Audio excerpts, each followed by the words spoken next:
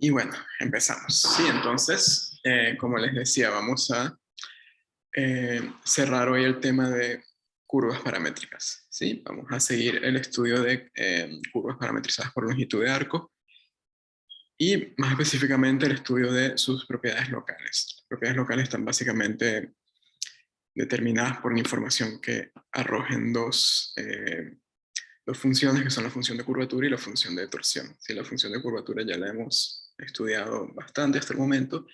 Hoy nos vamos a enfocar en el estudio de la torsión y de las relaciones que tienen los tres vectores que conforman el triedro de Frenet con sus derivadas. ¿Sí? Esas relaciones involucran también la curvatura de la torsión, entonces todo va a ir muy de la mano. Entonces hay algunos resultados teóricos que vamos a probar, como por ejemplo esto de que una curva, bajo ciertas hipótesis por supuesto, de que una curva tiene torsión cero si solamente si la curva está totalmente contenida en un plano. Bien, y vamos a hacer cálculos también de curvatura y torsión, por supuesto. ¿Okay? Entonces, bueno, vamos a repasar un poquito cómo se construía el triedro de Frenet. Tengo que recordar un poco las últimas cosas que vimos y arrancar a partir de allí. Bien. Entonces recuerden el panorama más o menos que teníamos ya finalizando la clase del miércoles pasado. Era lo siguiente, teníamos una curva C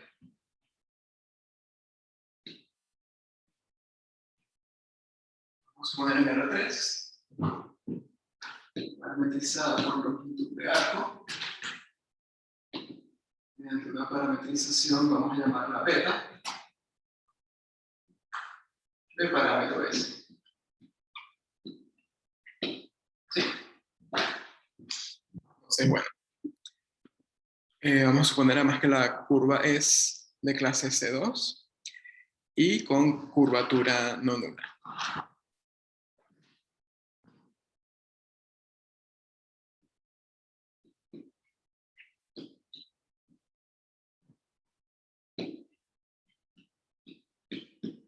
Bien. Entonces, bueno, queremos analizar cómo es esa curva localmente, estudiar qué tanto se dobla, digámoslo así, en cada puntito. Entonces, por ejemplo, supongamos que la curva es algo así.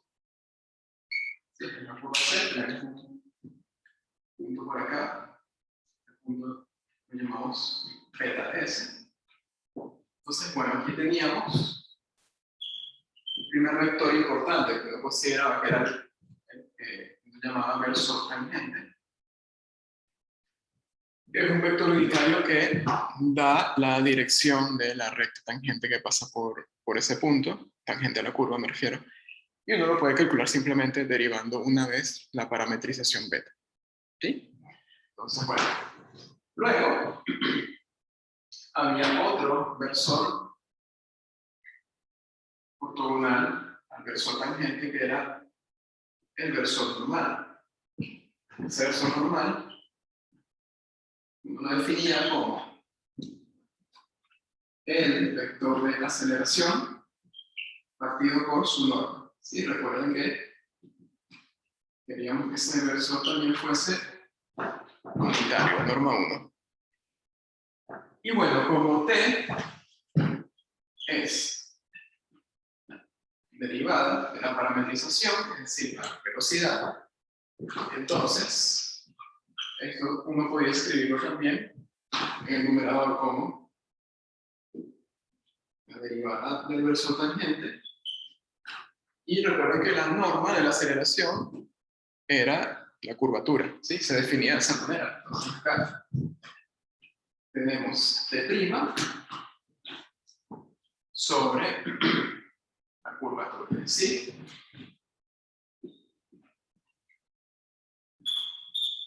Que además de saber que el versor y el normal son perpendiculares entre sí, también sabemos que si calculamos la variación del versor tangente, eso nos va a dar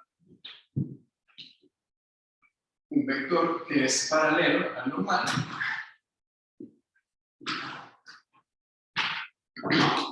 y la proporción está dada por la curvatura, la proporción entre esos dos vectores, entre el t' y el n. ¿Sí? Bien.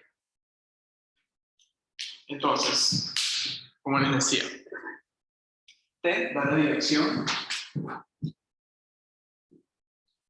de la recta tangente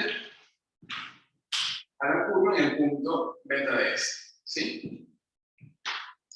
Un resultado que probamos fue que la curva está completamente contenida en una recta si solamente si la curvatura es cero.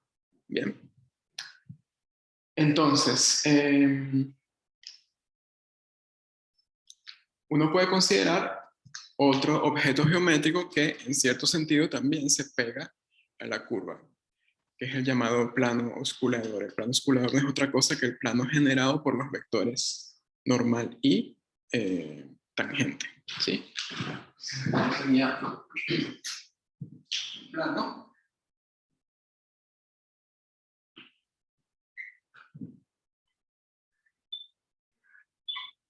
que llamamos plano osculador o plano osculante. ¿Sí? Ese plano tiene otra manera de definirse. Recuerden que ustedes pueden definir un plano bien conociendo un par de vectores generadores que sean linealmente independientes también, y un punto por donde pasa el plano. Eso es una manera. Y otra manera es dando una dirección perpendicular a dicho plano. ¿Sí? Y en este caso la dirección que uno daba era lo que se llama versor binormal. Bien. Entonces ese versor era un tercer vector que uno llamaba PDS, y ese versor era tanto ortogonal al versor tangente como al versor normal. Y la razón, bueno, venía de su definición, ¿sí? Ese versor binormal se define como el producto vectorial entre TDS y NDS. ¿Bien?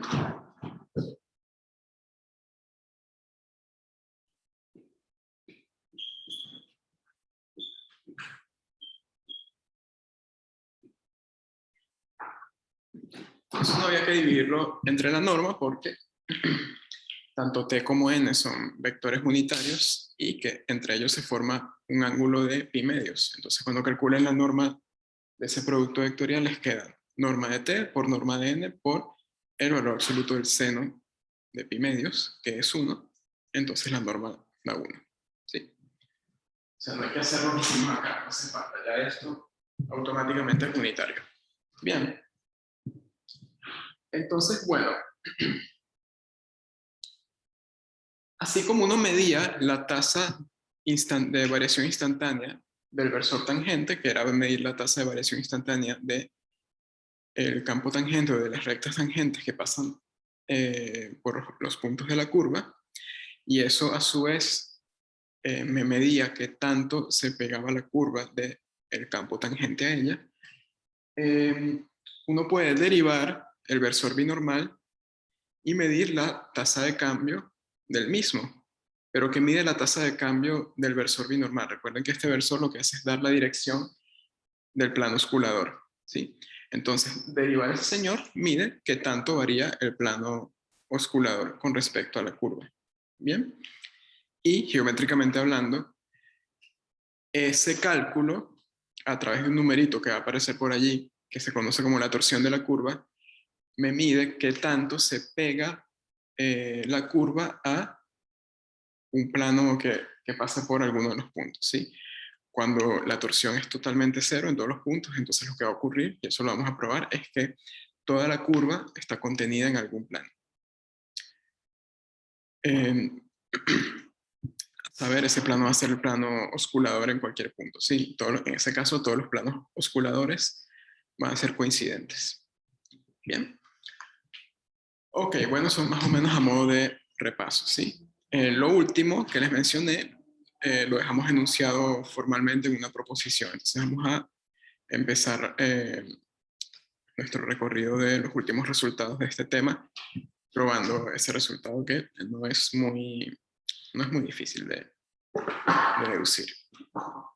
Pregunto, ¿me siguen hasta ahora? Cualquier cosa me hablan o escriben en el chat, ¿ok? Mientras tanto yo voy a ir copiando el enunciado. Bien.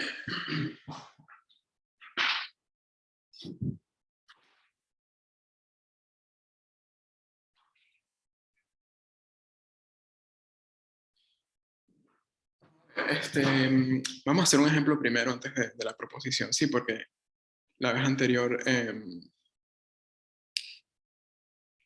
mejor dicho, vamos a copiar la proposición acá, vamos a ver la enunciada, hacemos un ejemplo y luego la demostramos, ¿sí? Porque la última parte de la clase anterior se quedó un poco corta de ejemplos, de hecho ya no dio tiempo para ninguno en cuanto a cálculo de torsión. Entonces, bueno, vamos a hacer eso último que les dije. Bien.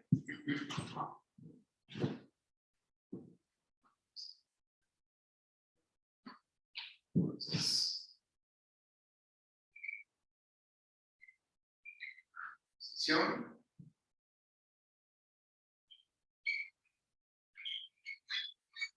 Curva en X3.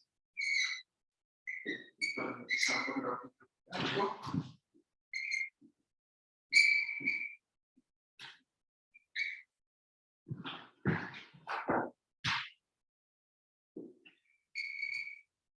X2 y curvatura no nula.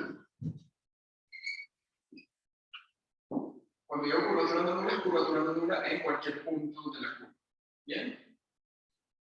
Entonces,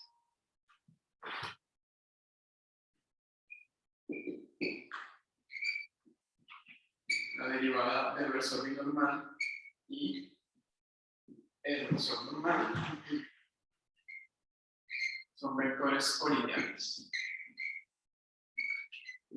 Más específicamente, lo que ocurre es que la derivada del binormal en S se escribe como un parámetro, un escalar, que es menos tau de S por n de S. Sí, recuerda que dos vectores son colineales si uno es múltiplo escalar del otro. Entonces, en este caso, el múltiplo escalar es el negativo de tau de S, un numérico que uno lo llama tau de S. Y ese tau de S es lo que se conoce como torsión. ¿Sí?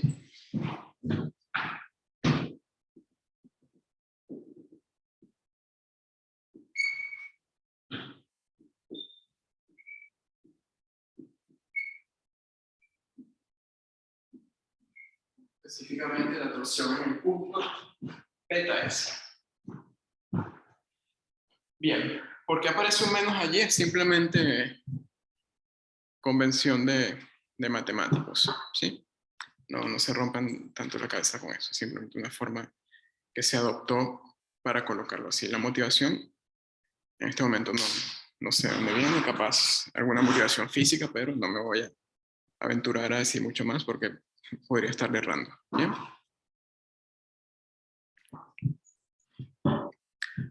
Cuando me consigue un geómetra por acá en Animal, le pregunto, que los hay. Los hay, pero por pandemia no está viniendo mucha gente. Bueno, vamos a dejar eso allí guardado, en un segundito lo probamos. Vamos a hacer antes un ejemplo.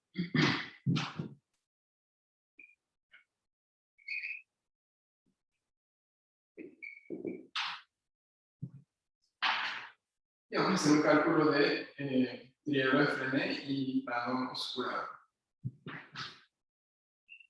Vamos a considerar la siguiente curva. Z en R3, tal es que x cuadrado más y cuadrado igual cuadrado por un lado y por otro lado, z igual a 0. Vamos en el positivo.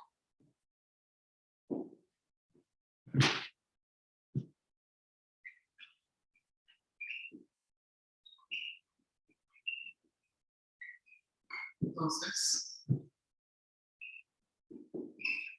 vamos a calcular el triángulo de Frenet.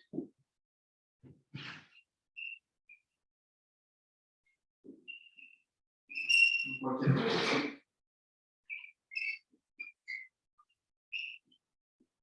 Y el plano oscurador.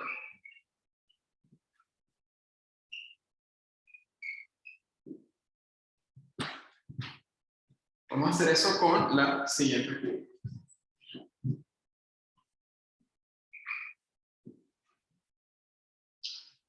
Mejor dicho, bueno, la curva ya se la di, perdón.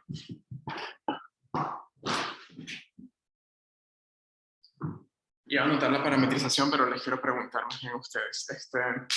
Bien, fíjense, me dice que la curva es este conjunto C formado por esos triples en R3, X y Z, que satisfacen un par de relaciones. La primera es que X al cuadrado más Y cuadrado vale R cuadrado. Y la segunda relación es que Z es igual a 0. ¿Alguien me dice qué curva es esa? La circunferencia en el plano XY. O sea, tipo, estamos en R3, pero está en altura 0. Exactamente, sí. Una circunferencia de centro 0 y radio R. Si no me pusieran esto de acá, lo que se tendría es un cilindro de base circular de radio R. Pero uno no habla de triedro de Frenet para superficies, ¿sí? Sino para curvas.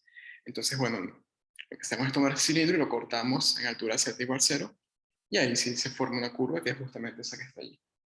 Entonces, bueno, para poder calcular la curvatura en sus puntos, la curvatura ya lo hicimos en un ejemplo. El triedro en cada punto necesitamos una parametrización, pero no cualquier parametrización.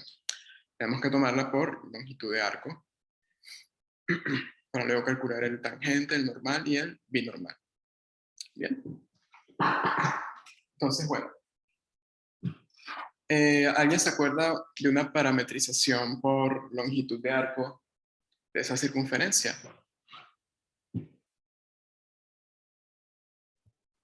Sí.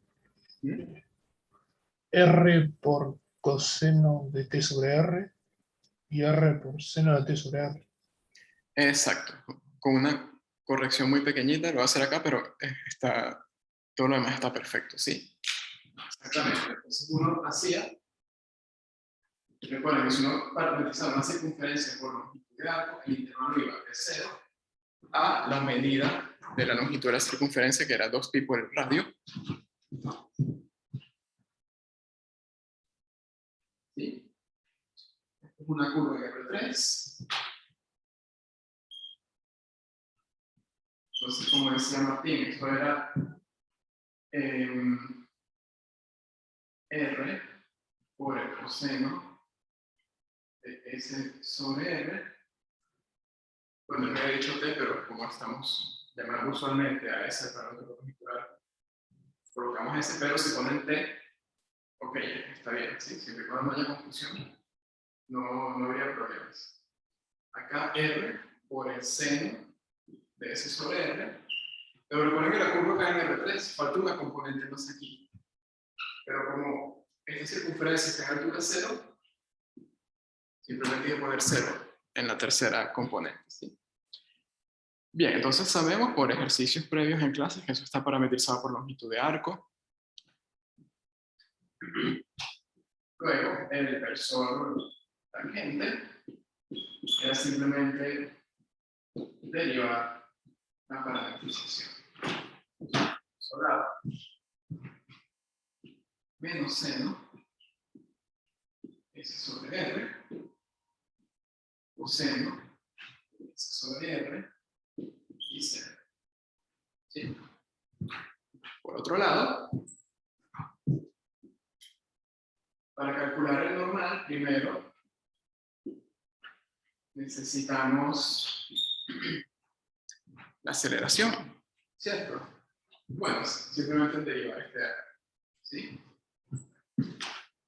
Eso da menos 1 sobre R coseno de S sobre R menos 1 sobre R seno de S sobre R y 0.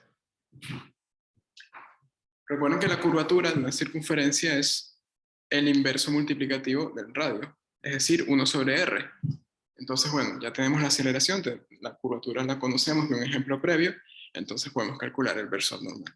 Bien, entonces,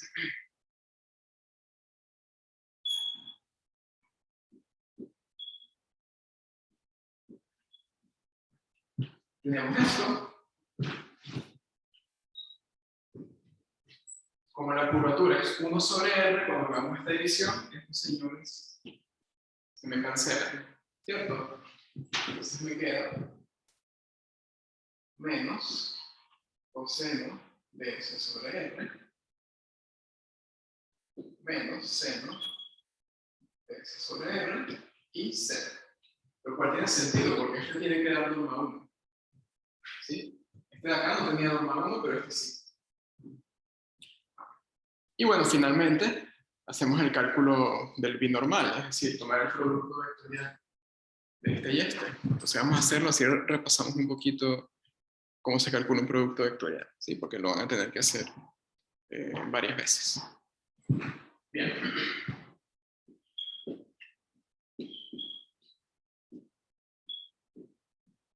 Entonces, ¿se acuerdan del alumno que el producto vectorial se calculaba como una especie de determinante?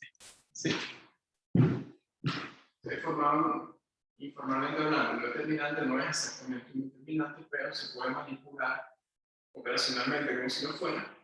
En la primera fila, ustedes colocaban IJK, que básicamente indicaban las coordenadas del vector resultante de ese producto. Luego en la segunda columna colocaban las coordenadas de T, y en la segunda fila, perdón. Y en la tercera fila las coordenadas de M. ¿Sí? Bueno, a ver. Así como lo puse, no va a caber. Entonces, voy a arreglar esto un poco. Sería menos seno de S sobre R, coseno de S sobre R, 0, y acá menos coseno de S sobre R, menos seno de S sobre R, 0.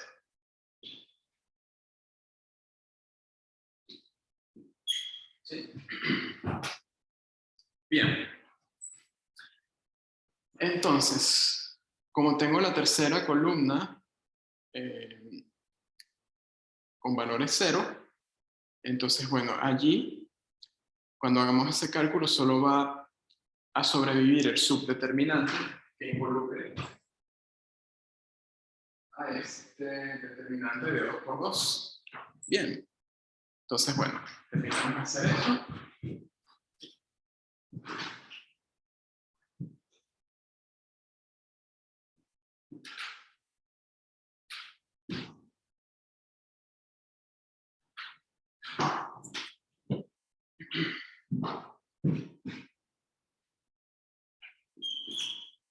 Y bueno, entonces vamos a poner 0, 0.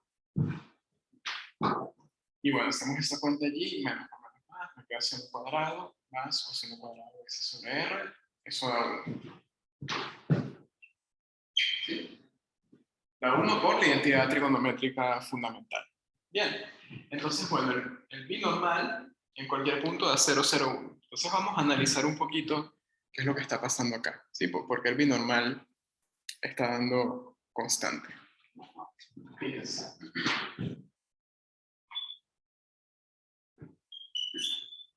Tenemos R3, la curva está en el plano Z igual 0, y es una circunferencia de radio R. Bien. Lo que está acá es la curva Z.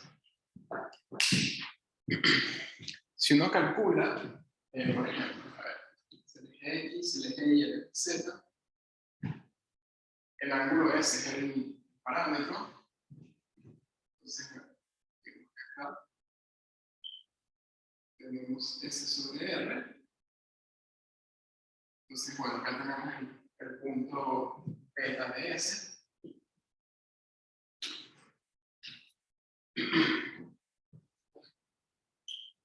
Acá tenemos el versor tangente, cuya última coordenada es 0, entonces ese versor cae en el plano Z igual 0. Lo mismo con el versor normal.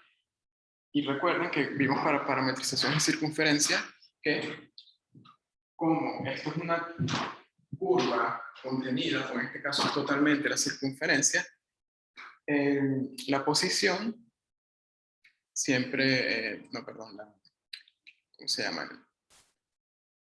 Perdón, iba a decir otra cosa. No, lo que quería hacer es lo siguiente. Recuerden que el normal siempre es ortogonal al versor tangente, ¿sí? De hecho, pueden hacer el producto interno o escalar de estos dos y uno fácilmente se da cuenta que va a ser, ¿sí? Entonces, bueno, el normal lo está apuntando para acá.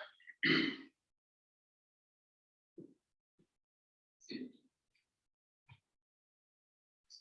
Y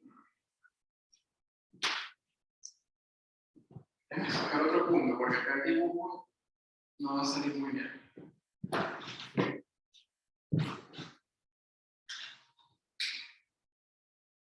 Y lo que me va a quedar es el binormal coincidente con el normal. Tomarnos por este punto de acá, ¿sí? Tenemos el versor tangente. Tenemos el normal. Tanto el tangente como el normal están contenidos en el plano z igual 0. Y el binormal es el producto vectorial de ellos dos. ¿Sí? O estoy tomando el producto vectorial entre dos vectores en el plano z igual 0, entonces el resultado hacia dónde va a apuntar, hacia arriba, ¿sí? Que justamente lo que está indicando la. Y bueno, si apunta hacia arriba y tiene norma 1, tiene que ser 001 o 00-1. En este caso es 001 por el orden en el que se hizo el producto vectorial. Es decir, primero t y después n. El orden es importante. Sí, recuerden que en el producto vectorial, si ustedes invierten el orden del producto en la multiplicación, entonces cambia de signo el vector resultante. ¿Bien? Ok. Entonces, bueno, las deducciones que uno hace mediante una gráfica, digámoslo así, son coherentes con los cálculos que se hicieron. ¿Ok? En este caso es más o menos evidente porque estamos en un ejemplo sencillo con una curva que sabemos cómo se comporta. ¿Ok? Entonces, siempre que podamos dibujar la curva, es importante hacer ese tipo de verificaciones a ver si los cálculos se adaptan a lo que uno está pensando previamente. Bien. Bueno. Entonces, bueno, la curvatura, como ya les había dicho, eso lo sabemos en el ejemplo previo, eso es 1 sobre r. ¿Sí? Ahora, ¿cómo calculamos la torsión? Bueno, recuerden que la torsión se obtiene derivando el versor binormal, ¿sí? Dentro de un rato les digo otras formas de calcular la torsión, pero de momento lo que tenemos es eso. Entonces, sabemos por esta proposición, que ya la vamos a probar, que esta derivada es menos la torsión por el versor normal. Pero el binormal es constante, entonces esta derivada es el vector 0. Pero por otro lado, entonces, a ver, resumiendo, vamos a reescribir esto, sí.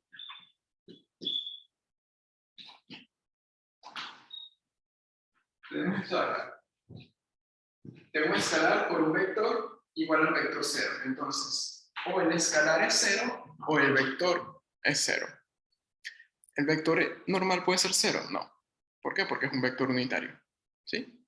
Entonces, como esto es 0, perdón, distinto de 0, vamos a tener que la torsión en cualquier punto es igual a 0. ¿Sí? Entonces, fíjense lo que ocurre acá.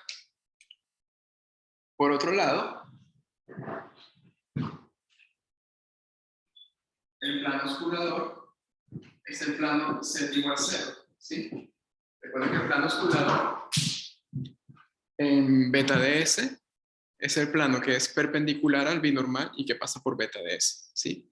Para cualquier beta ds, para cualquier punto sobre la curva que ustedes agarren, el plano osculador siempre les da el plano z igual 0. ¿Sí? Entonces, ¿qué pasa? Que la curva C está totalmente contenida en el plano osculador.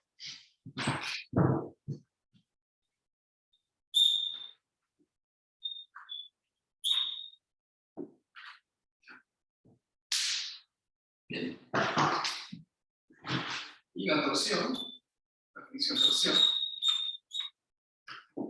es 0 en cualquier valor del parámetro. Entonces, ¿qué está ocurriendo? Bueno, que tenemos una curva plana.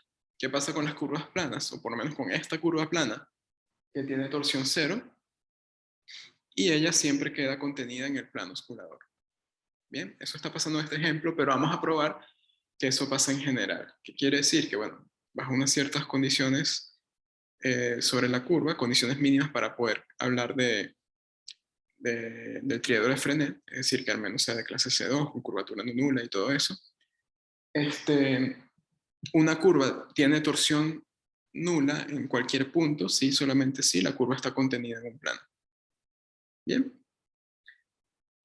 Ese es el resultado que vamos a probar una vez probemos este de aquí. Bien. Bueno, ¿preguntas?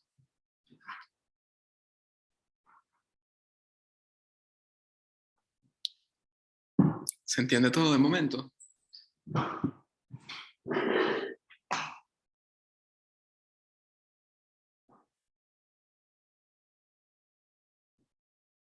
Sí, en serio, ¿todo bien? ¿Hasta ahora? ¿Me siguen? Todo bien por ahora. Bien, perfecto. Por ahí en el chat también me confirman que sí. Vale. Ok, entonces vamos a demostrar esta proposición. Bien.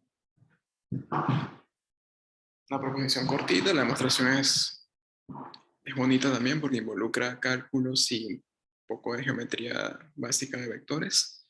Entonces, bueno, está buena para ir haciéndoles un poco de algunas preguntitas y que interactúen también. Ok. Bueno, permítanme por acá. Necesitamos algo de espacio.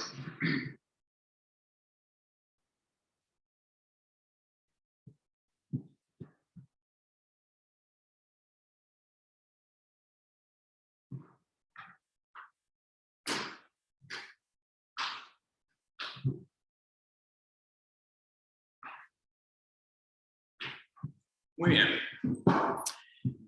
Sí, vamos a hacer la demostración. Entonces, bueno, hay que mirar qué queremos probar, ¿sí? Tenemos una curva parametrizada por longitud de arco, de clase C2 y curvatura no nula. Con esas condiciones, bueno, podemos calcular el triedro de Frenet en cualquier punto. Bien. Entonces, bueno, la curva así genérica, tengo acá el T, tengo acá el N, y por acá el P. Por cierto, permítanme de ahora en adelante con las cuentas ignorar el parámetro S, ¿sí?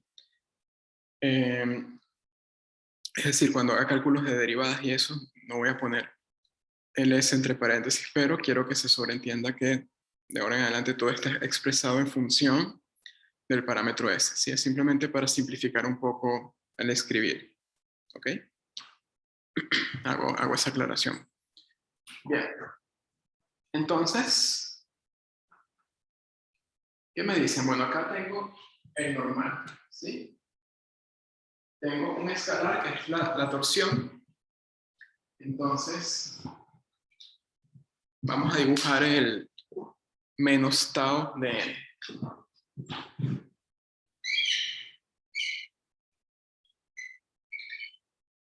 ¿Sí? Entonces, me están mandando a probar que menos tau de n es igual a la derivada del binormal. ¿Sí? Es decir, que la derivada del binormal es un vector colineal al normal. Eso es lo que me está mandando a probar ese enunciado. Bien. Entonces, ¿qué hay que hacer? Bueno, yo tengo que, por un lado, calcular beta prima y luego tratar de argumentar, en base a lo que obtengamos, cómo ese vector derivada B' es un vector colineal a n. ¿Sí? ¿Y qué podríamos hacer para argumentar que algo es colineal a n? Bueno, fíjense una cosa. El triedro de Fresnel es una tríada, una terna de vectores que son todos perpendiculares entre sí. ¿Sí? Es como si colocaran los vectores y formaran la esquina de un cubo, por ejemplo. Entonces, el n, al ser ortogonal a t y a b, también menos tau de n va a ser ortogonal a t y a b. ¿Sí? Entonces, ¿cómo yo puedo probar que estos dos señores son colineales? Bueno, probando que beta prima es perpendicular a los vectores b y t. ¿Sí? Porque de esa forma, tanto beta prima como menos tau n serían vectores ortogonales al mismo plano. Los vectores en R3 ortogonales al mismo plano tienen que ser colineales. ¿Me siguen la idea de la prueba?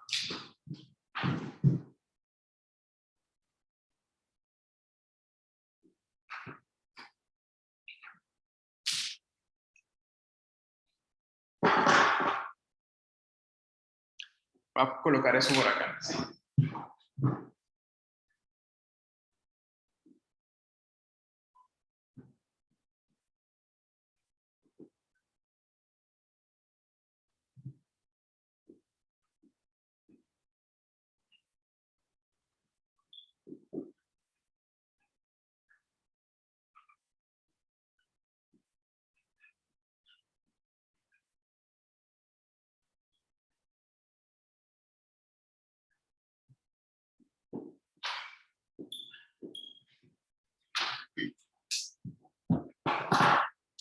Bien. Entonces tengan esa idea en la cabeza, ¿sí? Y por otro lado, queremos conocer, más allá de la relación de paralelismo que guardan beta prima y n, queremos saber quién es beta prima. O sea, hay que derivar al binormal, ¿sí? ¿Cómo hacemos eso? A ver. ¿Quién se anima a tirar algún pique? Puedes usar la definición del binormal, o sea, con producto vectorial y derivar el producto que sabes que sigue las reglas, entre comillas, del producto usual. Ok, perfecto. Bien, entonces, ¿qué sugiere Martín? Pues Martín propone usar la definición del binormal y derivar esa expresión, ¿sí? Recuerden, todo eso que está allí está en función de S, no lo pongo para simplificar un poco en la escritura, ¿bien? Entonces, bueno, vamos a derivar a este señor. Recuerden que tanto el producto escalar como el producto vectorial se comportan de la misma manera que el producto de funciones cuando derivamos. Entonces, bueno, derivar esto arroja lo siguiente: t' por n más t por n'. ¿Sí? Muy bien. ¿Y eso lo dejamos así o será que ese cálculo se puede simplificar de alguna manera?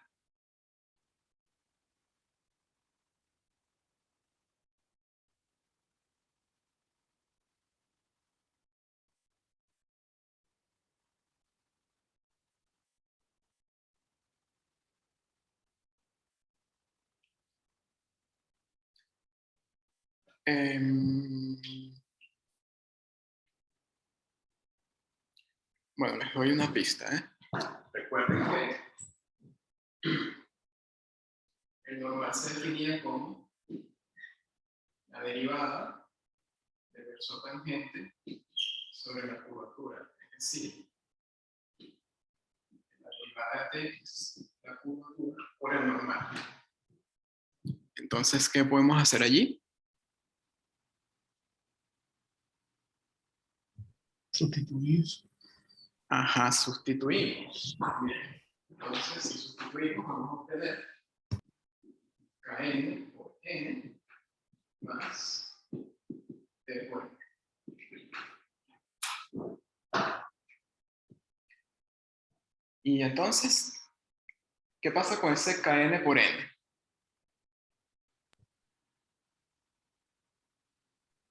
Estoy tomando el producto vectorial de dos vectores colineales. ¿Y eso qué da? Y se haría cero, porque no genera ningún vector que sea perpendicular a ambos. O sea, al ser el mismo no sé, no tendría sentido. Exactamente. Si tengo dos vectores ubicados en la misma línea, el producto vectorial me va a dar cero. ¿Sí? Porque ambos van a ser linealmente dependientes. Entonces no puedo generar nada que sea ortogonal a esos vectores, salvo el cero. ¿Ok? Otra manera de verlo, bueno, recuerden que eso es un producto cuya norma es la norma de Kn por la norma de n por el ángulo, perdón, por el seno del ángulo entre ellos dos. ¿Sí? El ángulo en este caso es 0 o pi. ¿Bien? ¿Y cuánto vale el seno de eso? 0. Entonces, esto sería un vector de norma 0 y el vector de norma 0 es 0. Entonces, bueno, gal1, producto vectorial de vectores colineales, da 0. Bien. Entonces, este señor se va y me queda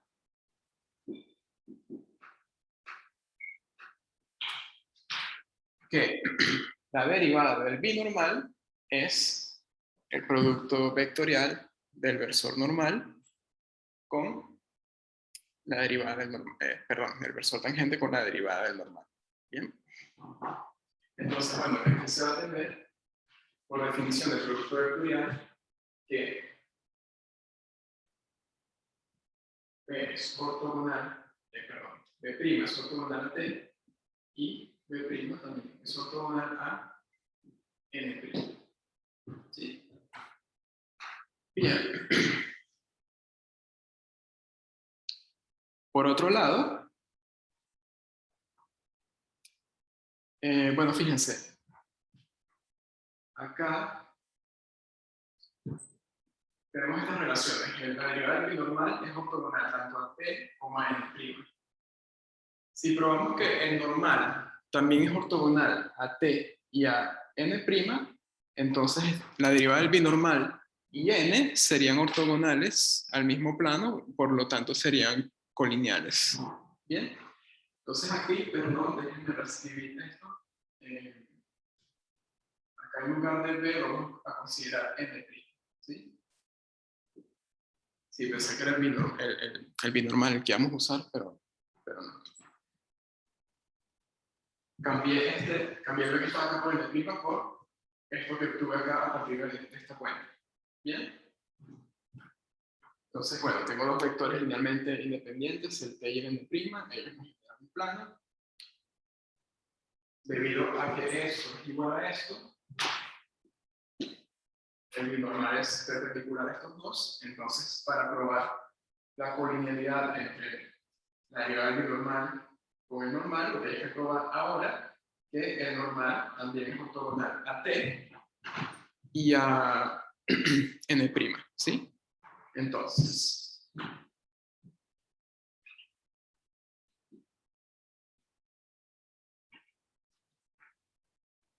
bueno, ya sabemos que el normal es ortogonal al versor tangente, ¿sí? Eso lo probamos la clase pasada. Entonces esa relación ya la tenemos. Ahora falta probar además que el normal, perdón, es ortogonal a la derivada de n. Pero eso lo podemos deducir por el hecho de que el normal es un vector de norma 1, ¿sí?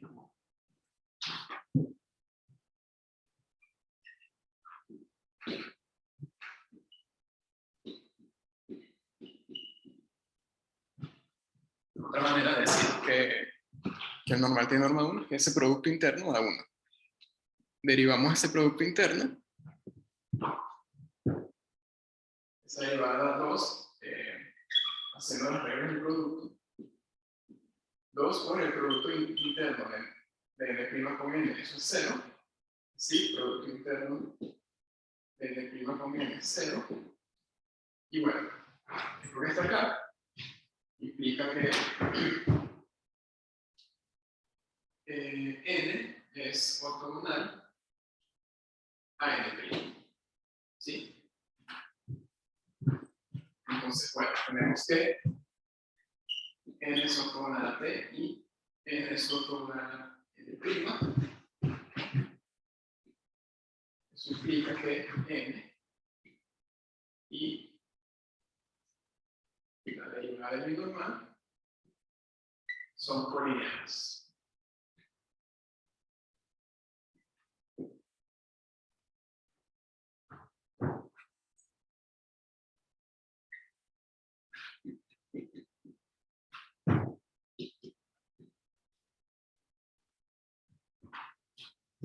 Y eso concluye la demostración. ¿Sí? Repito un poco. Ya sabemos que la derivada del binormal es ortogonal a estos dos, y lo que hicimos acá fue probar que el normal era ortogonal a N'. Y por otro lado, ya sabíamos de la clase anterior que el normal es ortogonal al tangente. Entonces, el normal satisface estas relaciones también. ¿Sí? Quiere decir que tanto la derivada del binormal como el normal son ortogonales al mismo plano. Entonces, esos dos vectores están ubicados en una recta perpendicular perpendicular al plano generado por T y N' y que pasa por el origen. ¿Sí? Como son colineales, existe algún escalar tal que B' se escribe como S escalar por N, y a ese N, perdón, a ese escalar uno lo llama menos tau. ¿Ok?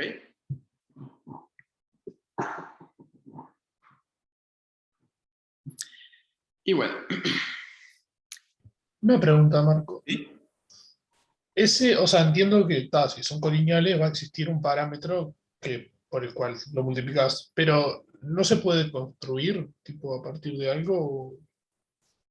Tipo mezclando cosas, llegar a de alguna forma que te quede beta prima igual algo por ns y que eso sea la torsión. Sí, sí, hay maneras de calcularlo sin tener que derivar el binormal. Sí, eso se puede hacer.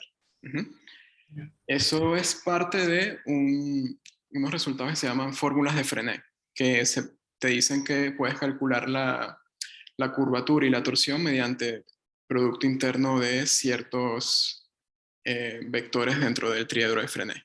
Sí, se puede hacer. Bien, bien. Gracias. De nada. ¿Alguna otra pregunta? Marco, disculpa, yo no me quedó muy claro en la parte que haces. El producto interno entre N y N te da 1, eso sí, por la norma, pero después cuando lo igualas a 0 entre la derivada de N, Okay. ahí esa parte no me quedó muy clara. Vale, no hay problema. Sí, lo que hicimos acá fue derivar el producto interno. Recuerden que el producto interno también se comporta con respecto a la derivada, igual que un producto de funciones. Es decir, que si derivábamos acá, bueno, acá hay que hacer porque derivamos una constante. Pero si derivamos ese producto, eso es derivar el primero por el segundo sin derivar más el primero por la derivada del segundo. Pero bueno, es un producto interno escalar sobre los reales, entonces es simétrico. Entonces esto me da 2 veces N' por N. ¿Sí? Dale, clarísimo. Muchas De gracias. simetría y quedado. No, de nada. Bien, bien. Ok, denme un minutito, por favor. Ya estoy con ustedes.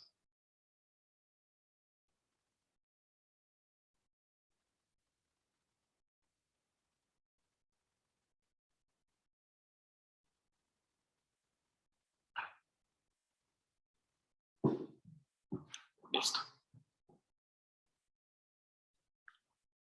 Bien. Entonces, todo claro con este resultado. Vamos a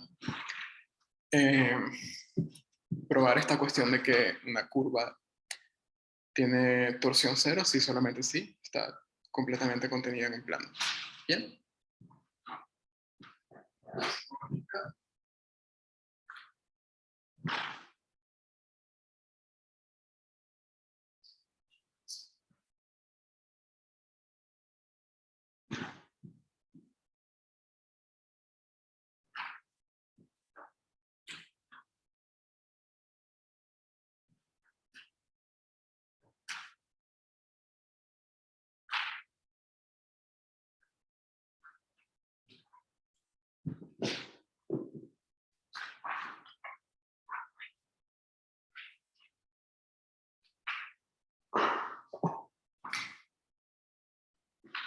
Y bueno, tiene cierta importancia este resultado, entonces merece ser llamado teorema.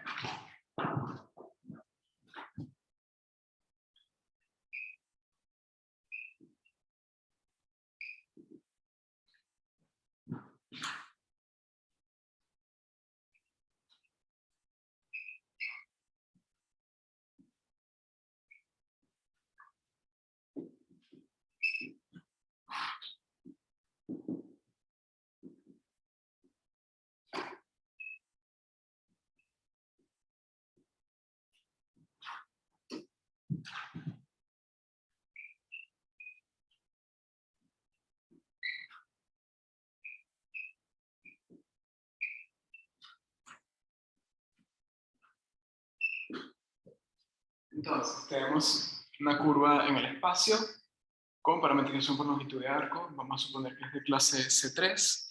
Luego les explico por qué esa hipótesis. Y curvatura no nula. Si estamos, para este resultado necesitamos un poquito más, que la parametrización sea C3. ¿Bien? Ok. Entonces,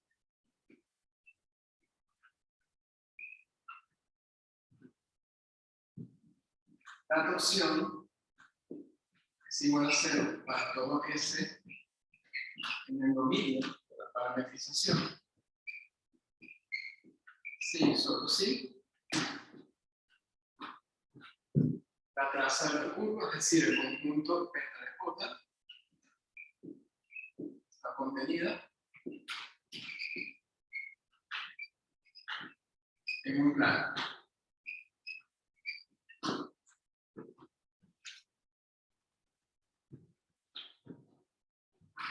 Sí.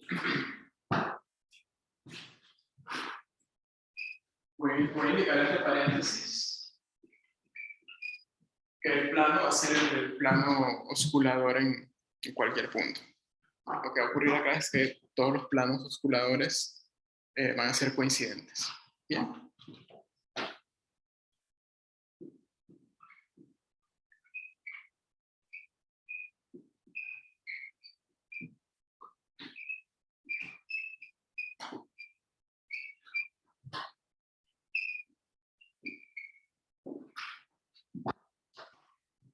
En otras palabras, una curva va a ser una curva plana, sí, solo sí.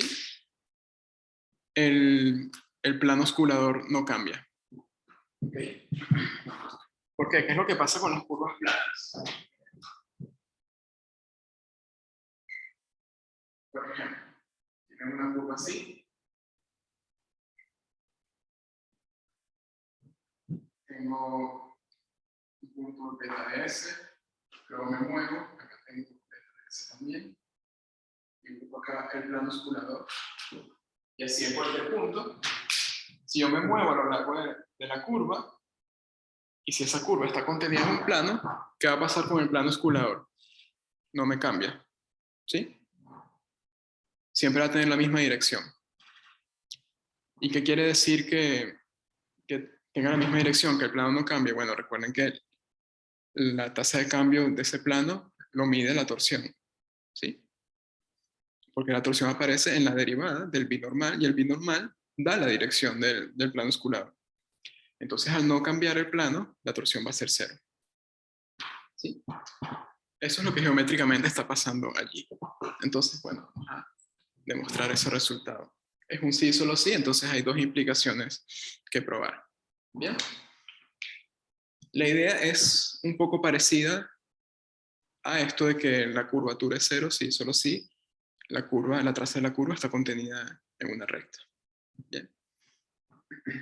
Entonces, como ocurría en esa demostración, hay una implicación que es más o menos directa de probar, es simplemente hacer una cuenta, y otra implicación que requiere una especie de construcción geométrica auxiliar. ¿Ok? Bien, entonces bueno, vamos a ir haciendo la prueba entre todos, yo les voy preguntando y vamos avanzando. Bien.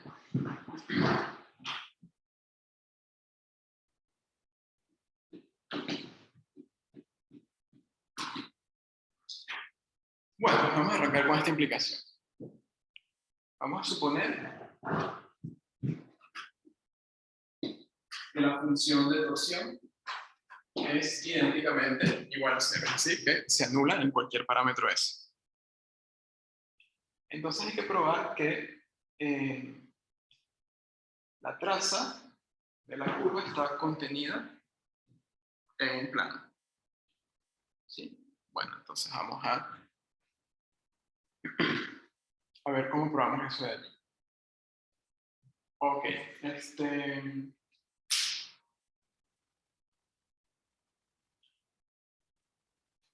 si la torsión vale 0, ¿qué pasa con el vector binormal? Sí, ¿será que yo puedo derivar el vector binormal?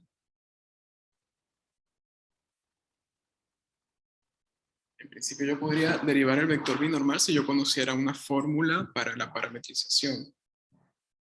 Pero aquí no me la dan, es simplemente una parametrización que satisface todas estas condiciones. ¿O será que hay otra manera que puedo encontrar la derivada del binormal? Sería el vector nulo, ¿Por qué es el vector nulo? porque probamos que la derivada del vector binormal era, tipo, era menos la torsión por el vector normal. Y si la torsión es cero, Exactamente. En la proposición anterior teníamos esto.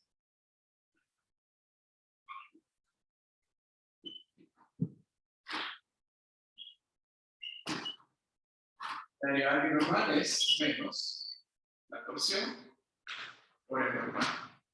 ¿Sí? Pero la torsión es cero, por hipótesis. Entonces esto me da el vector cero. Bien.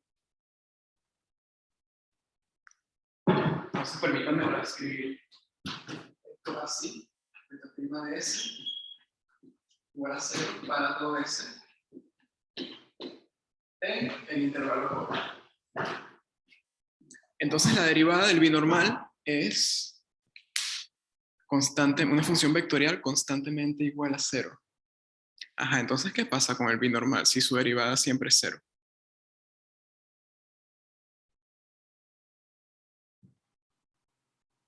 Es constante. Correcto, Juan. Es constante. Bien. Entonces,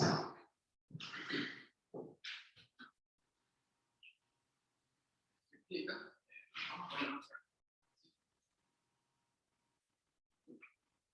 F' idénticamente igual a 0 implica que el binormal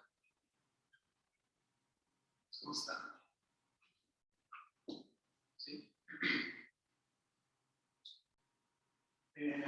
Vamos a llamar ese vector constante de P sub 0.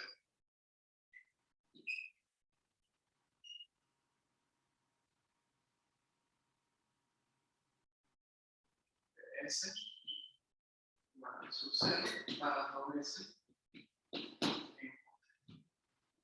Bien.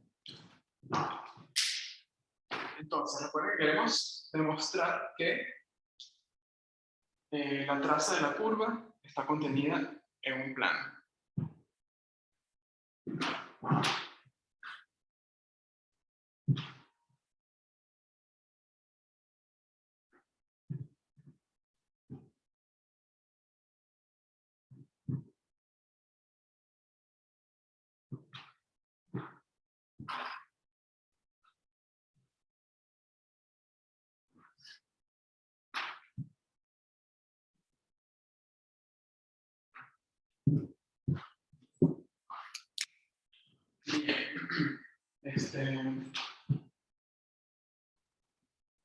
Tenemos acá la curva.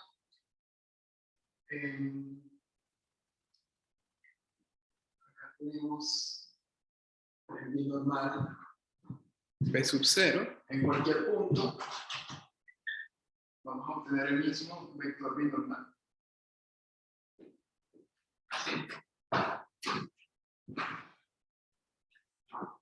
Y bueno, vamos a pararnos en un punto fijo, beta S0. ¿Sí? Vamos a pararnos allí y vamos a considerar el plano que pasa por dicho punto. Y cuya dirección es B sub 0.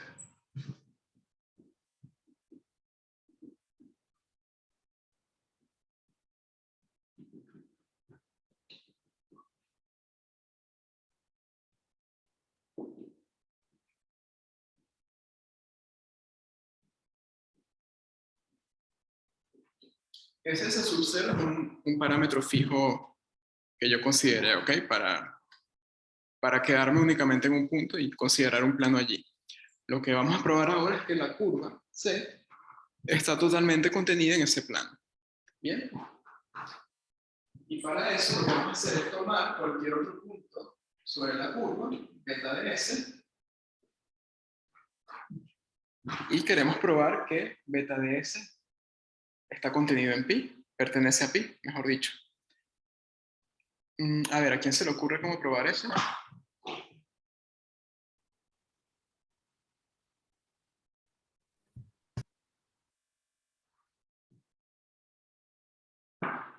O sea, no sé si es la idea, pero o sea, lo que yo estaba pensando es como si el vector binormal no puede cambiar de dirección, o sea, porque es constante, entonces, o sea, vos sabés que por construcción el vector binormal va a ser el vector tangente por el vector, el producto vectorial por el vector normal, pero la única forma de que se mantengan es que estén en un plano, o sea, que se mantengan constante, entonces, capaz que lo que puedo probar es que,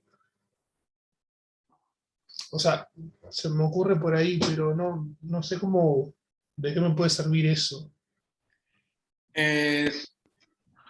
Sí, hay cierta idea allí, Martín. Sí, porque claro, entiendo lo que dices, que si el binormal eh, es constante, entonces, por ejemplo, el tangente y el normal siempre van a estar en el mismo plano. ¿Sí? Podrían variar, ojo, el tangente y el normal sí pueden variar, como pasaba en la Sí, circunferencia. sí. Entonces, la idea es que ese vector tangente y ese normal siempre están en un plano perpendicular en este caso a b sub 0, es decir, cuando hagas el producto vectorial de cualquiera de ellos dos, el tangente o el normal, con b sub 0, siempre obtienes 0. Pero eso funciona para cualquier vector en el plano cuya dirección sea b sub 0. En particular, eso funcionaría para el vector que conecta a el punto bs0 con el punto beta s0 con beta de s. ¿Sí? Esa diferencia de vectores le da este vector en azul. Y si uno prueba que este señor es perpendicular a B0, entonces lo que estás diciendo es que beta de S está en el plano pi. ¿Sí? Si beta de S0 fuese el origen, entonces sería beta de S perpendicular a B sub 0. Pero ese plano, pi, no necesariamente pasa por el origen. ¿Sí? Entonces, digámoslo así, el origen referencial de ese plano pi es un punto que uno fija sobre la curva. En este caso lo estamos llamando beta de S0. Entonces, un punto de la curva beta de S está en el plano, sí, solo sí. Este vector de dirección dado por la resta de estos dos es perpendicular a a B sub 0. ¿Se entiende eso?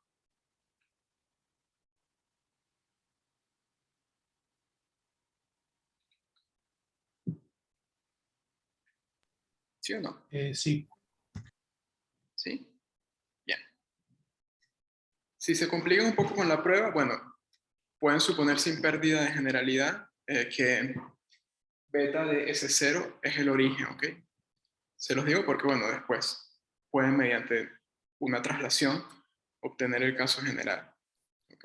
Digo, sí, lo pueden hacer así también y pensarlo en ese caso más simple si esto se les complica un poco, ¿ok? Pero bueno, yo voy a trabajar dentro de esa generalidad. Entonces, tenemos lo siguiente, ¿ok? Beta de S pertenece a pi, sí, solo sí. Beta de S menos beta de S0 es ortogonal a P sub 0. O en otras palabras, voy a ponerlo acá abajo. Tiene que ocurrir que beta de S por P0 es igual a beta de S0 por P0. ¿Sí? Para que esto sea ortogonal a P0, el producto escalar de esto con P0 tiene que ser 0. Pero decir eso es lo mismo que decir esto de acá. ¿Sí? Por la linealidad del producto interno. Bueno, la bilinealidad, mejor dicho. Entonces, fíjense, acá uno tiene una función que manda a S en el producto escalar de beta S con B0. ¿Sí? Probar esto, recuerden, esto lo queremos ver para todo S en J. Es decir, hay que probar que esta asignación es una función constante. ¿Y cómo yo pruebo que esa función es constante? Que la derivada es 0. Exactamente, hay que derivar esa función y ver que da 0. Bien, entonces bueno, a ver, vamos a llamar esta función phi, ¿sí? Entonces phi prima de S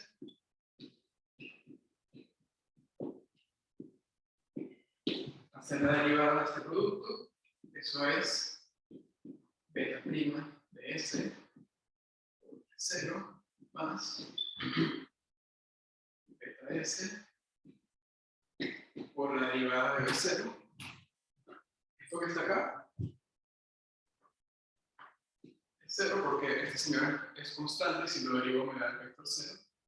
Entonces, esto me va a quedar la derivada de beta, es decir, la velocidad, es decir, el versor tangente, porque la curva está parametrizada por longitud de arco, por B0.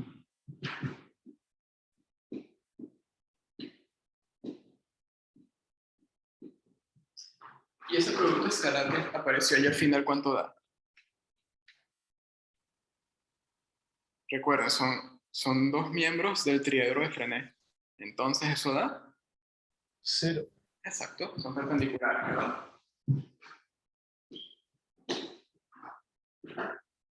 Entonces, bueno, tenemos que la derivada de phi es una función constantemente igual a 0, por lo tanto, phi es constante. Pero ¿cuál constante va a ser? Esta de acá. ¿Sí? Que es el valor que la función toma en ese 0. Entonces, beta de S por B0 es igual a beta S0 por B0 para todo S en J.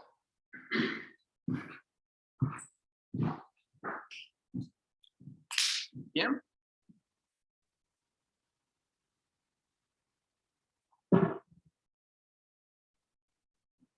¿Se entendió?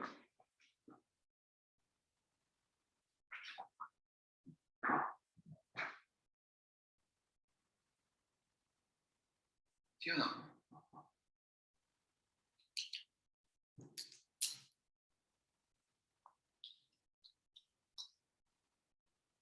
Por acá me dicen que sí. Bueno. Una cuestión, jóvenes. No me va a dar tiempo de hacer la otra implicación si les quiero dar las fórmulas y las ecuaciones de Frenet. ¿Ok?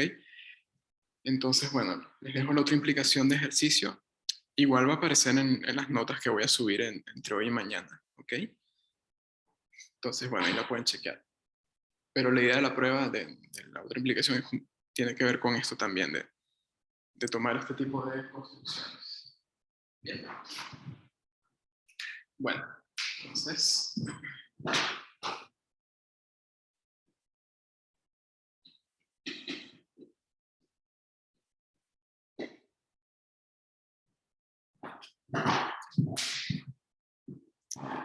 Entonces, bueno, si no hay preguntas respecto a esto, voy a enunciar dos resultados, no los vamos a probar. Les explico qué significa cada resultado, ¿ok? Y cerramos con un ejemplo, otro ejemplo más de cálculo de curvatura y torsión, con una curva un poquito más complicada que la que vimos hace rato. Bueno, entonces permítanme borrar acá.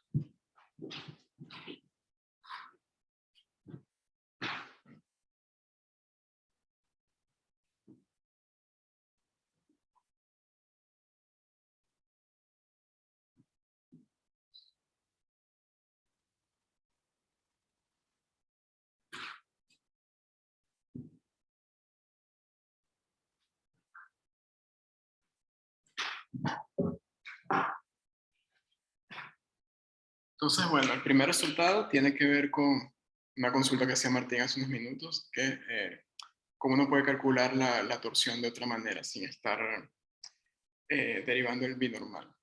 Bien, bueno, eso se puede hacer.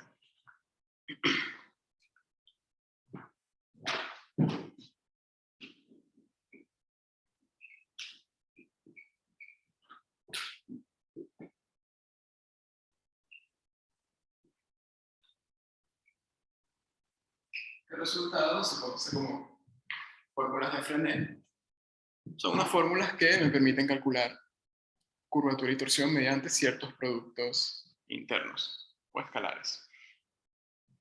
Bien, entonces...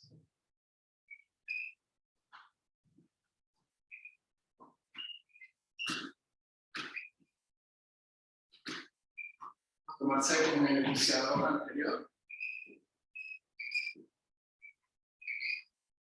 Bueno, C y beta. ¿Sí? Entonces,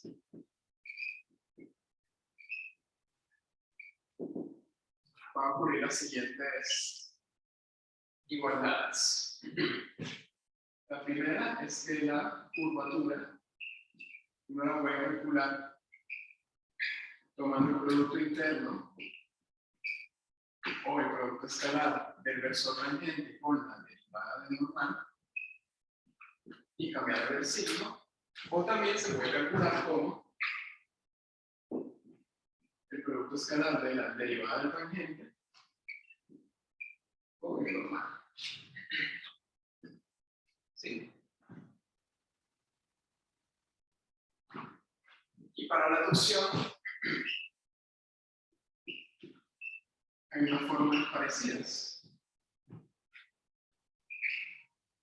Uno puede calcular la torsión con producto escalar del binormal con la derivada del normal, o también con la derivada del binormal con el normal y cambiando el signo. ¿Sí? En este cálculo habría que derivar el binormal, pero si no queremos hacer esa cuenta, podemos calcular la torsión también mediante ese producto. Marco, ¿Sí? cuando pusiste como el enunciado anterior, estamos suponiendo que está parametrizado por longitud de arco y que de clase CT la curva. C3 y además con curvatura no nula en todo punto. Y ahí va. Bien, bien. Y la torsión no necesariamente es cero. Ah, no. La torsión aquí puede acá. ser cero. Bueno. Está bien. Sí, es. Aclaro, ¿no? Se ve una curva en el espacio parametrizada por longitud de arco con parametrización beta. Esa parametrización va a ser C3 y con curvatura no nula. Bien. Bajo esas condiciones, esta estas dos fórmulas ocurren. Bien, la demostración no la voy a hacer, pero, por ejemplo, uno la puede obtener sabiendo que el versor tangente y el normal son ortogonales, es decir, producto escalar entre t y n0, uno deriva eso y obtiene k, y para la torsión el argumento es parecido. ¿Okay? Yo igual les dejo la demostración con detalle en las notas por si la quieren mirar. Y bueno, uno puede usar esto para demostrar lo siguiente. Lo que viene a ser un poquito más importante que esto de acá. Otro resultado que se conoce como ecuaciones de Frenet.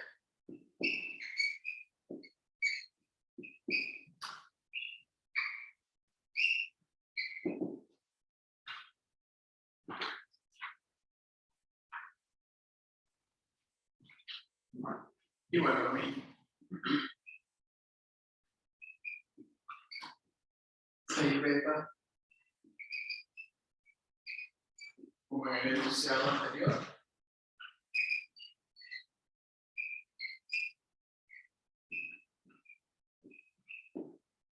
Sí, disculpen la pereza, pero no mucho tiempo. Entonces,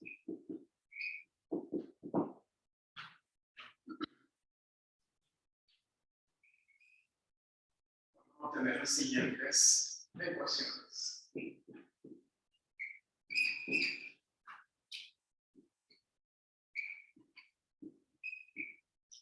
La derivada del versor tangente es la curvatura por el versor normal. La derivada del binormal es el negativa normal. Y finalmente, la derivada del normal es menos curvatura por el versor tangente más la torsión por el binormal. Bien. Se cumple, por supuesto, todo ese en el intervalo. ¿Qué quiere decir este resultado? Bueno, o ambos, vamos a hacer algunos comentarios de los dos. El primero me dice que si yo conozco quién es el triedro de Frenet y las derivadas de los vectores que conforman el triedro de Frenet, yo puedo siempre obtener la curvatura y la torsión. ¿Sí? Es decir, si yo conozco el triedro de Frenet en función de S, yo siempre puedo obtener curvatura y torsión. Acá en las ecuaciones de Frenet me están diciendo, en cierta forma, el proceso contrario. Es decir, si yo tengo las funciones de curvatura y torsión, yo puedo determinar el versor tangente, el versor normal y el versor binormal resolviendo ese sistema de ecuaciones diferenciales. Eso que está allí es un sistema de ecuaciones diferenciales. ¿Sí? Por ejemplo, les pueden dar una parametrización sin darles la formulita y les dicen, bueno, para cierta parametrización la curvatura vale tanto y les dan una fórmula específica para la curvatura en función de S y una fórmula específica para la torsión en función de S. Entonces ustedes colocan esa fórmula y resolviendo el sistema de ecuaciones obtienen el tangente, el normal y el binormal. ¿Sí? Si nos dieran algo que no está parametrizado por longitud de arco, ¿tenemos que reparametrizarlo por longitud de arco para después poder aplicar esto? Buena pregunta, Gonzalo. A ver, supongamos que dan una curva y me piden calcular la curvatura y la torsión. Y me dan una parametrización cualquiera, ¿sí? ¿Cómo pueden hallar la curvatura y la torsión? Bueno, una manera es, si la curva no está parametrizada por longitud de arco, reparametrizarla y con esa nueva reparametrización calculan la curvatura y la torsión según lo que vimos acá, ¿sí? Que fueron las definiciones que estuvimos analizando en las últimas dos clases. Otra manera de hacerlo es obviar el paso de la reparametrización y utilizar directamente las fórmulas de curvatura y torsión que tienen el práctico. En el práctico 5 hay un par de ejercicios. En uno les dan una fórmula para calcular la curvatura con una parametrización no necesariamente por longitud de arco.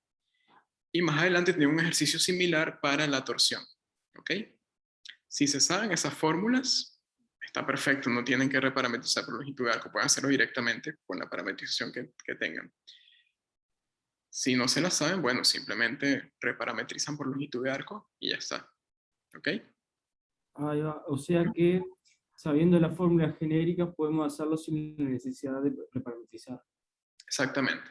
¿Cuáles son los pros y los contras de cada procedimiento? Bueno, respecto al primero, es decir, reparametrizar por longitud de arco, eso tiene la ventaja de que es más fácil con ese tipo de reparametrización calcular la curvatura y la torsión. Bien. La desventaja es que hay curvas las cuales son muy difíciles de reparametrizar por longitud de arco. ¿Sí? Generalmente no se nos van a presentar ejemplos así. Estamos trabajando con funciones muy conocidas que son fáciles de reparametrizar, pero reparametrizar por longitud de arco puede convertirse en un problema muy complicado. ¿Sí? Esa integral y hallar la inversa de esa función resultante, hay casos donde eso es muy difícil de hacer. ¿Ok? Esa es la desventaja. Con respecto al otro procedimiento, ventaja, bueno, que no hay que reparametrizar por longitud de arco, uno va directamente y calcula. Desventaja, que me tengo que saber las fórmulas. Si no me las sé, ¿ok? Entonces, bueno, ustedes hacen la manera que más les guste. Si tienen buena memoria y se pueden aprender esas formulotas, es perfecto. Yo recomiendo no estar a merced de la memoria, ¿sí? Y les vamos a poner cosas que se puedan reparametrizar por longitud de arco, ¿ok?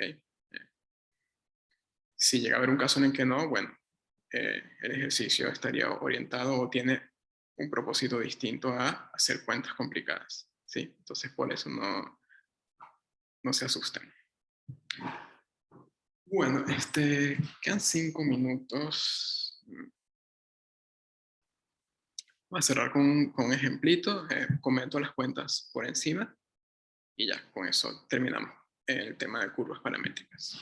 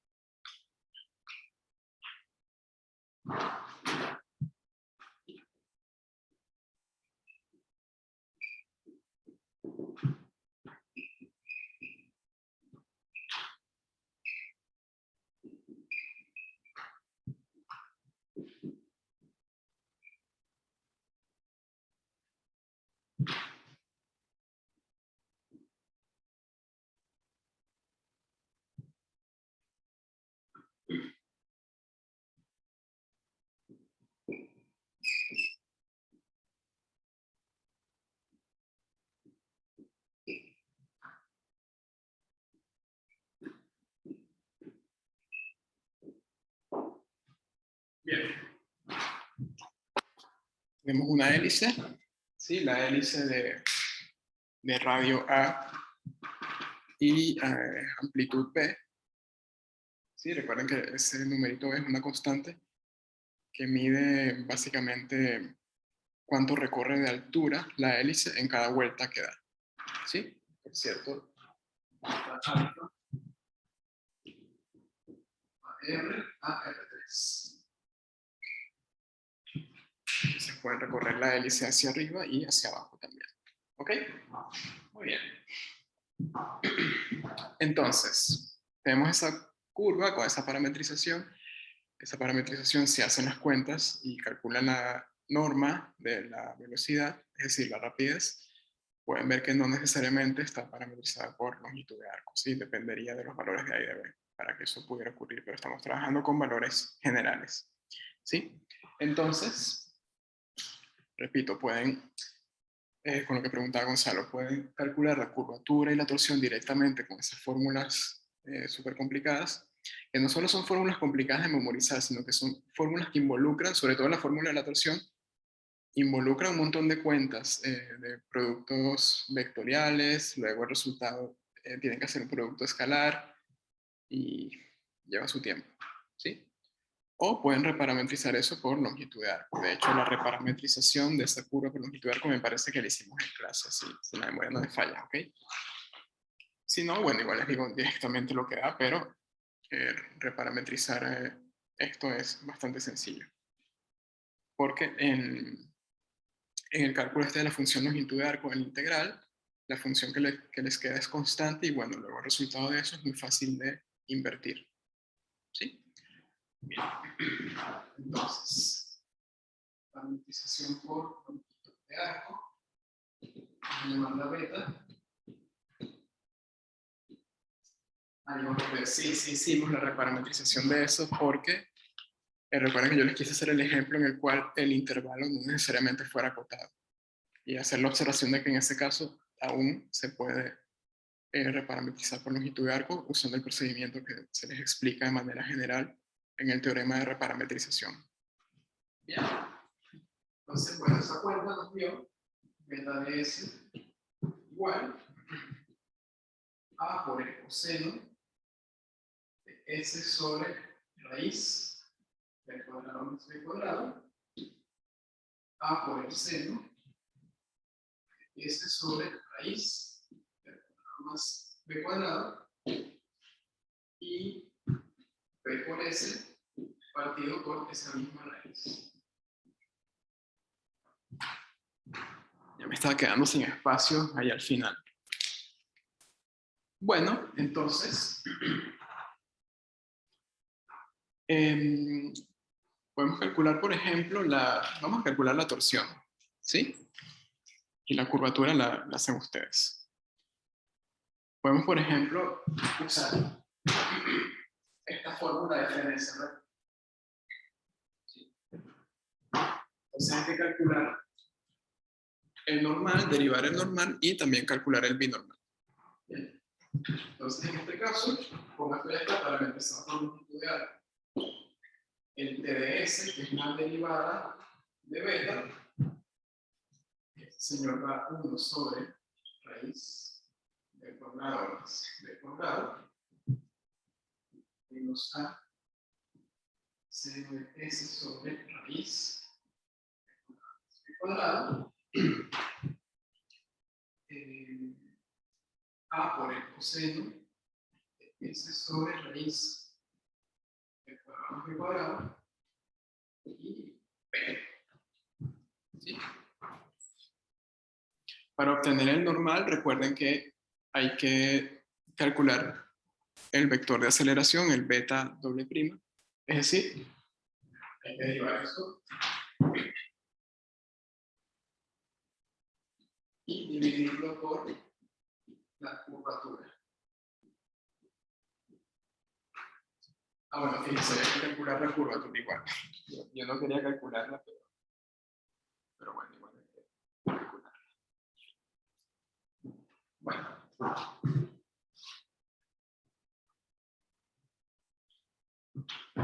Entonces va a dar menos a sobre más por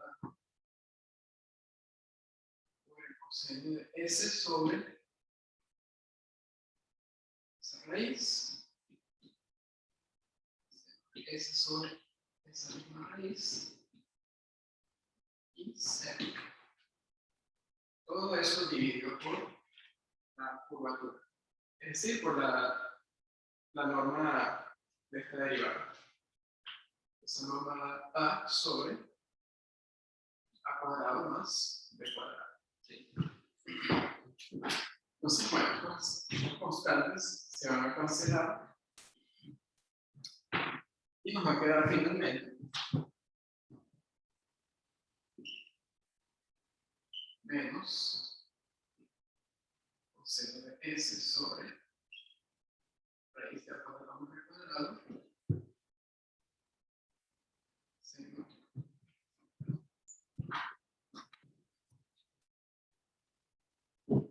calculemos el espacio del final.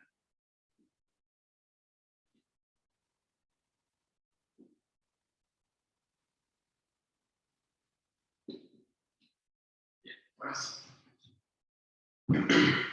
obviamente se tiene norma 1.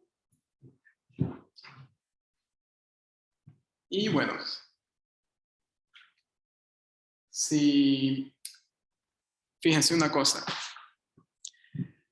¿por qué no simplemente calculo el binormal y lo derivo y mediante eso obtengo la torsión? Bueno, porque calcular el binormal involucra un producto vectorial, ¿sí? En este caso ese producto vectorial no va a ser difícil de sacar, pero pueden haber casos para otras parametrizaciones con otras curvas donde esa cuenta sea un poco más delicada, ¿ok? Entonces, esto es que conviene. Que bueno, acá tengo que hacer más cosas que acá, ¿sí?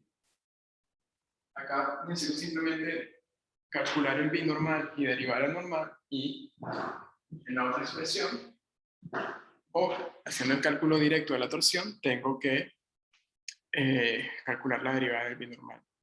Es como que calcular la derivada del binormal involucra un caso adicional, ¿sí? Entonces, podría llevar a más errores de cálculo. Bien. Entonces, bueno.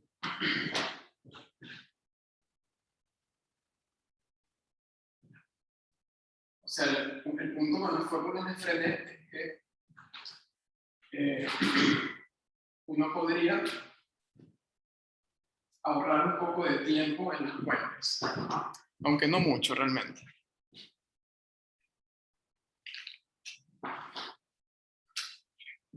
Bueno, entonces,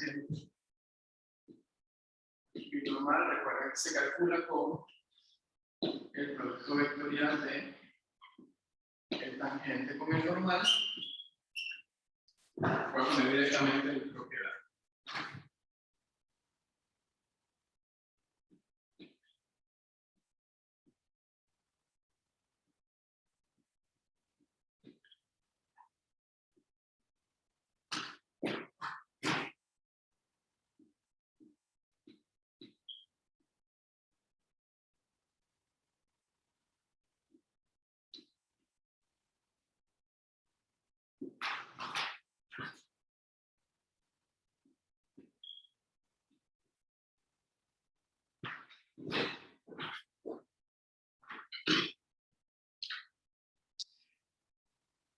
Bueno, en este caso, derivar esto versus derivar esto, ¿sí? Conviene más derivar el normal y calcular la torsión mediante esta fórmula. ¿Por qué?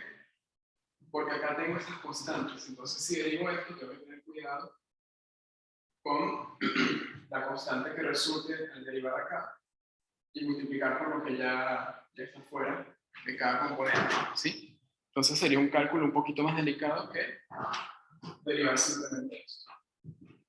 Y entonces derivamos el normal.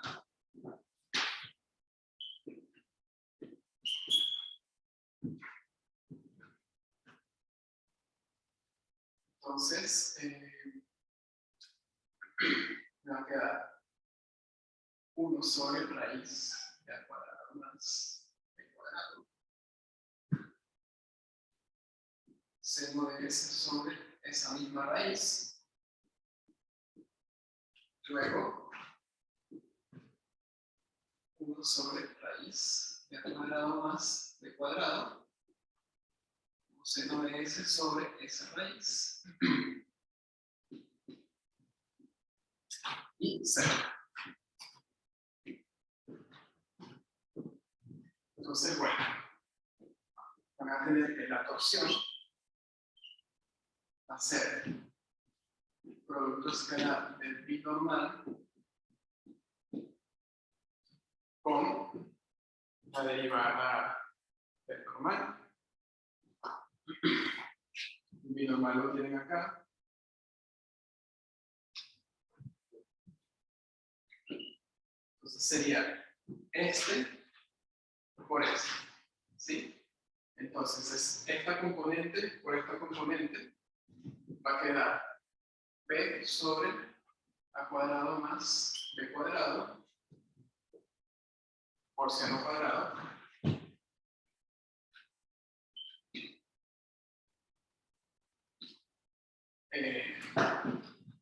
más esta componente por este. Eso va a dar b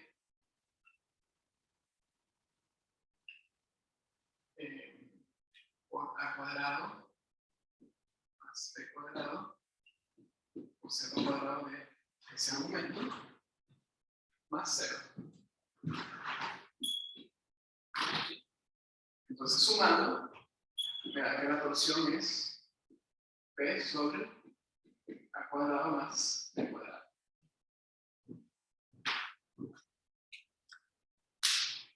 Sí. Entonces, bueno, para cualquier valor de S, la torsión me dio una constante. Que podría ser 0 si B fuese 0. Háganse esa pregunta, ¿ok? Si hacen B igual 0 en la parametrización, ¿qué tienen? Bueno, tienen una circunferencia, ¿sí? La hélice no sube ni baja. Entonces, siempre cae dentro del plano Z igual 0. Y ese caso ya lo estudiamos, era el caso donde teníamos torsión igual a 0 y la curva completamente contenida en el plano Z igual a 0. Ahora, cuando beta es diferente de 0, la torsión es diferente, B, la torsión es diferente de 0 en todo punto. Sin embargo, la torsión en este caso es una función constante, es decir, la tasa de cambio instantáneo de la dirección del plano escalador es siempre constante, ¿sí? Entonces, lo que ocurre es que la curva, la hélice, no se separa nunca de manera brusca del plano escalador, ¿sí? Siempre va a guardar como que la misma separación con ese plano a medida que yo me muevo a lo largo de la hélice. Bien. Entonces, bueno, para que noten eso, les recomiendo que hagan lo mejor que puedan un dibujo de la hélice, escojan algunos valores particulares para A y para B, diferentes de 0 los dos, por supuesto, y dibujen en por lo menos unos 3 puntos el plano escalador y vean cómo se comporta y qué relación tiene eso con el cálculo que hicimos allá al final. Bien. Acá esta cuenta la puse más o menos directo al final cuánto da el resultado, pero se fue este por este, más esto por esto, más esto por esto. ¿Sí? Allá al final no voy a escribir el argumento, perdón, por una cuestión de pereza de mi parte porque ya había que cerrar. Pero bueno, les quería mostrar esa otra manera alternativa de calcular la torsión sin tener que pasar por la derivada del binormal. ¿Ok? Si no les gusta eso, enredarse con las fórmulas, porque entiendo que habría que recordar las fórmulas de Frenet para hacer ese cálculo, bueno, con saberse la definición de torsión, pueden hallarla también. Simplemente derivan el binormal y recuerden que esa derivada tiene que ser menos la torsión por el normal. Entonces, bueno, ustedes tratan de sacar algún factor común allí escalar para que les quede el escalar por el normal y ya saben que el negativo de ese escalar va a ser justamente la torsión. Bien. ¿Preguntas?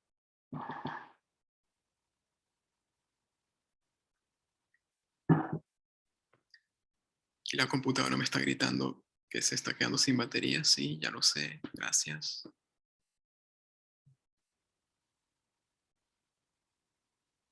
¿Preguntas antes de irnos? ¿Cómo que no? Yo tengo una pregunta, pero, o sea, es rápida, y no Sí, tiene sí, nada que no ver. hay problema, dime. Está. O sea, porque ayer estuve leyendo las notas y viste que nosotros definimos como la reparametrización como una composición con un difeomorfismo, ¿no? ¿Correcto? Pero vi como que no tenía por qué ser un difeomorfismo. Tipo, o sea, entiendo que en el curso nuestro lo tomamos como con un difeomorfismo, pero mi pregunta es, ¿está bien eso o solo existen reparametrizaciones por difeomorfismo? ¿A cuáles notas te refieres? ¿A las de Ana? No, lo vi en unas tuyas. O sea, las tuyas decían difeomorfismo. En unas tuyas que encontré en internet, pero. Y la de Ana decía que no era necesario, entonces me generó como una duda, tipo. Mm, Capaz que no importa en realidad y en el curso siempre vamos a usar difeomorfismo, pero me generó la duda de decir. ya, ya, entiendo. Es importante aclararlo, sí. A ver, yo pido lo del difeomorfismo por un tema de hablar de preservación de sentido de la curva, si hablamos de reparametrizaciones positivas y negativas, o para esta cuestión de si cuando uno reparametriza el resultado es regular o no, dependiendo de si alfa es regular o no. Este, pero tengo tiempo que no leo las notas de Ana, entonces yo voy a revisar a ver qué dice y si quieres arrancamos la clase que viene por ahí o lo comento en un posteo en los foros o hago las dos cosas también. Podría ser, ¿ok? Pero quiero chequear bien qué dicen las Genial. notas de Ana para asegurarme y no tirar cualquier cosa acá. Dale, Entonces dale. queda Genial. pendiente para la próxima. Bien. Muchas gracias, Marco. No, no, gracias a ustedes por venir. Yo voy a cerrar acá, les comento que los cuestionarios unidos van a tener un archivo PDF con las soluciones, ¿ok? Por si les queda alguna duda de cuando estuvieron resolviéndolo y puedan estudiar también con ese material, ¿sí? Bueno, entonces yo me despido por hoy y nos vemos el miércoles. El miércoles es tema nuevo, pero no va para el parcial. Igual vengan, a pesar de que no vaya, es bueno como que mantener la mente activa y pensando en matemáticas, ¿ok? Entonces les recomiendo venir. Bueno, jóvenes, se me cuidan y nos estamos viendo el miércoles.